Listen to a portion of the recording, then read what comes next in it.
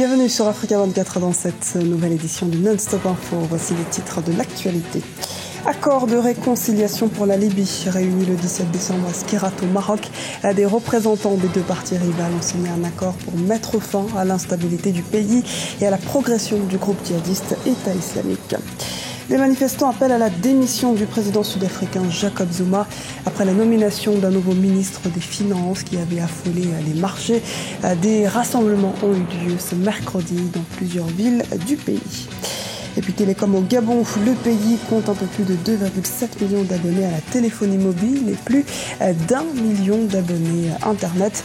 Décryptage de l'utilisation des technologies de l'information et de la communication à suivre dans ce journal. Mais avant de développer ces titres, résultat provisoire du référendum en Centrafrique, les électeurs de Bangui appelés à se prononcer dimanche ont voté oui à 90% et non à 10%. Le taux de participation se situe, lui, aux alentours de 30% selon les tendances annoncées jeudi par l'autorité nationale des élections. Près de 2 millions de Centrafricains étaient appelés pour cette première étape test avant la présidentielle et les législatives du 27 décembre. Et aujourd'hui, ce vendredi, ce sont les Rwandais qui sont invités à se prononcer sur le référendum qui doit ratifier la Constitution révisée en novembre par le Parlement. Cette réforme permet au président Paul Kagame de briguer un nouveau mandat en 2017 et de potentiellement diriger le pays jusqu'en 2034. Quelques 6,4 millions d'électeurs sont appelés à voter dans les 2300 bureaux de vote du pays. Signature d'un accord pour un retour à la paix en Libye. Des représentants des deux parlements libyens rivaux ont signé jeudi 14 décembre au Maroc un texte parrainé par l'ONU. Depuis la chute du régime de l'ex-président Mouammar Kadhafi en 2011, des milices armées sèment la terreur. Deux parlements et deux gouvernements se disputent également le pouvoir. On fait le point tout de suite avec Paul de Singwe. C'est un grand pas vers une résolution dans la crise libyenne. Des députés et des hommes politiques libyens ont signé un accord ce jeudi 17 décembre 2015 sous l'égide des Nations Unies. Cet accord signé à Skirat au Maroc prévoit la formation d'un gouvernement national afin de stabiliser les institutions du pays et aider la Libye à lutter contre l'implantation de l'État islamique sur son territoire. Depuis un bon moment, il y a des discussions qui ont eu lieu entre les Libyens en Europe, en Suisse, mais que là, ça n'aboutissait pas parce qu'il y avait des réticences, mais que cette fois-ci, effectivement, en terre africaine du Maroc, on a fini par trouver un accord qui semble convenir à tout le monde, bien que les dirigeants qui sont restés à Tobrouk et à Tripoli n'y adhèrent pas totalement. Depuis la chute de Mouammar Kadhafi en 2011, la Libye est plongée dans une crise sociopolitique majeure. Le pays est dirigé par deux gouvernements rivaux, l'un siégeant à Tripoli, la capitale, et l'autre basé à Tobrouk, à l'est du pays, et reconnu par la communauté internationale. Chacun des camps étant soutenu par une coalition d'anciens rebelles et des milices armées.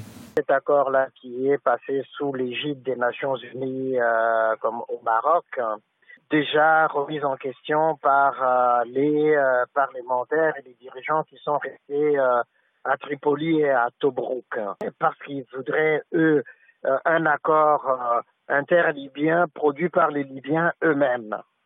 S'il est possible de faire la fusion de tous ces accords, ça c'est vraiment l'idéal. Mais il faut espérer effectivement que tout le monde aille dans ce sens-là pour sortir la Libye du chaos actuel. Afin de surmonter la rivalité entre les deux factions rivales, l'accord signé le 17 décembre 2015 propose de diviser le législatif entre le gouvernement de Tobrouk et celui de Tripoli. L'exécutif reviendrait à un conseil présidentiel composé de 9 membres. Seul problème, les divergences persistent sur le mode de fonctionnement du futur gouvernement d'union nationale. Les chefs de gouvernement de Tobrouk et de Tripoli ont d'ores et déjà rejeté l'accord signé et demandent plus de temps dans les négociations. Manifestation en Afrique du Sud ce mercredi 16 décembre. Les habitants de plusieurs villes du pays ont battu le pavé pour demander la démission du président Jacob Zuma.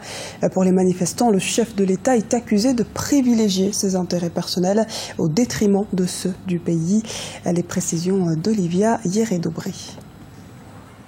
Environ 2000 personnes ont manifesté ce mercredi 16 décembre 2015 dans plusieurs villes d'Afrique du Sud pour demander la démission du président Jacob Zuma. Économie en berne, chômage à 25%, les Sud-Africains sont en colère. En colère contre le président de la République qu'ils accusent de placer ses intérêts personnels avant ceux du pays.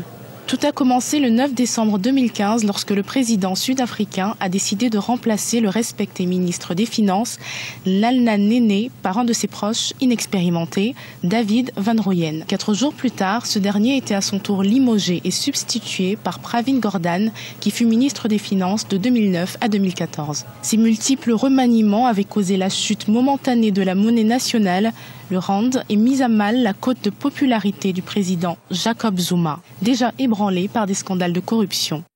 Je pense que le pays serait nettement mieux sans Jacob Zuma à sa tête. Et je le dis avec beaucoup de tristesse. Mais nous avons été témoins ces dernières années de la destruction de toutes les grandes institutions de notre démocratie. Et je pense que l'ANC doit demander des comptes au président. Une déception qui se fait également ressentir au sein même de l'ANC, le parti au pouvoir, scindé quant aux mesures qui doivent être prises à l'encontre du chef de l'État. Le risque pour l'ANC aujourd'hui, c'est que la descente aux enfers de Jacob Zuma puisse justement affaiblir le parti. Officieusement, le parti est divisé. Il y a une partie de l'ANC qui pousse de plus en plus au soutien à la candidature de Cyril Ramaphosa, le vice-président actuel, qui a menacé même de démissionner. Jacob Zuma continuait justement avec ces zigzags économiques. Donc, il y a une autre partie de l'ANC qui n'entend pas justement répondre à ces injonctions parce que, disons, ça n'est pas dans son agenda de réfléchir au remplacement de Jacob Zuma. Cette crise qui est l'une des pires depuis l'accession de Jacob Zuma au pouvoir pourrait coûter cher au Congrès national africain lors des élections législatives de 2016. Un nouveau signe de la tension qui pèse sur la notation financière sud-africaine après Fitch et Standard & Poor's qui ont fait part d'un risque économique grandissant en abaissant la perspective sur la note souveraine de l'Afrique du Sud. L'agence de notation Moody's a suivi le pas. La note Baa2 de l'Afrique du Sud est maintenue mais la perspective passe de stable à négative d'après une nouvelle notation rendue publique le 15 décembre. Le Gabon a fait le choix du numérique pour dynamiser sa croissance. Un taux de pénétration de la téléphonie mobile de plus de 190%. Une progression constante de l'appropriation de l'Internet par la population. Première nation en zone CEMAC à proposer au large public la 4G. Le Gabon implémente une politique avant-gardiste en matière de nouvelles technologies de l'information et de la communication. Les précisions dans ce reportage de notre correspondant au Gabon, Douglas Toutoum, commenté par Anne-Marie Diaz-Borges. Le Gabon est visiblement engagé dans l'accélération de l'avènement d'une société du numérique, un secteur qui se porte plutôt bien dans le pays au regard des indicateurs.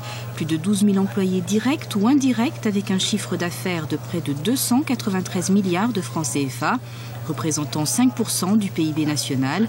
Pour conforter ces chiffres, un salon du numérique s'est ouvert mercredi 16 décembre à Libreville sous le thème « Jeunesse et numérique, levier de développement durable ». La jeunesse et le numérique sont l'avenir du Gabon. Pour marquer la détermination du Gabon à en faire un instrument essentiel de son développement. La CENIC se veut une plateforme ouverte à tous, propice au partage des expériences. Il est donc important de promouvoir l'appropriation par la jeunesse des TIC qui recèlent d'importants gisements d'emploi. Au 30 juin 2015, le Gabon comptait 2,7 millions d'abonnés à la téléphonie mobile, soit un taux de pénétration de 179%. De même, selon l'autorité de régulation, le pays compte 1 9 719 personnes ayant accès à Internet, soit 86% de la population. Malgré ces chiffres, le pays souffre de gros problèmes de connectivité. Nous devons résoudre la question de la connectivité. Ça là, on va résoudre. Mais il reste la question de l'accès aux terminaux. Les terminaux restent encore beaucoup trop chers. Lorsque l'ambition est de connecter tout le monde, et il faut absolument toucher le prix des terminaux. Désigné en août 2015 comme le point d'échange Internet régional en Afrique centrale, le Gabon poursuit le déploiement de son réseau national de fibre optique grâce au projet CAB4 et Backbone national. La finalité de ce projet est d'interconnecter toute l'Afrique centrale. L'interconnexion entre le Gabon et le Congo est réalisée à 50% à ce jour. La livraison de la première phase du projet d'interconnexion est prévue en avril 2016.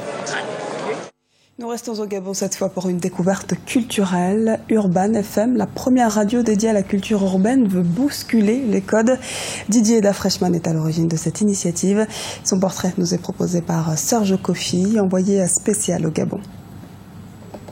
À moins de 40 ans, Didier Dafreshman est un entrepreneur très actif. Derrière cette silhouette se cache une véritable machine à idées. Après une licence en droit, il quitte l'université et rebondit dans l'univers des médias. Son idée, créer une radio urbaine, la première au Gabon, qui donnerait une visibilité à la culture hip-hop, le graphe ou encore le street dance. Très vite, la radio prend son envol et s'impose. Aujourd'hui, elle revendique la première place au sein des radios destinées aux jeunes du Gabon. On est numéro 1 des radios à cause de notre contenu et des actions qu'on pose sur la vie des jeunes. C'est ce qui est important. Vous savez que le Gabon, c'est un pays qui est à majorité jeune. On a 60% des moins de 25 ans dans notre pays. Et ils ont besoin d'écouter ce qu'ils aiment. Pourquoi on se positionne rapidement? Parce qu'au Gabon, les radios sont soit politiques, soit religieuses. Alors que la mentalité évolue et les gens préfèrent s'informer eux-mêmes à travers les nouvelles plateformes d'information. Et c'est comme ça qu'on fait en sorte de se positionner parce qu'on aide les gens à trouver la bonne information.